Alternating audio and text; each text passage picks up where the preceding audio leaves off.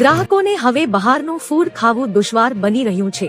એક પછી એક કડવા અનુભવોની ઘટનાઓ સામે આવી રહી છે, ત્યારે મોરબીનો મેહુલ પટેલ નામના યુવાને અતુલ બેકરીમાંથી પફ ખરીદ્યો હતો, પરંતુ જ્યારે ગ્રાહક પફને ખાવા ગયો ત્યાં જ પફમાંથી મોટો સ્ક્રૂ નીકળ્યો હતો।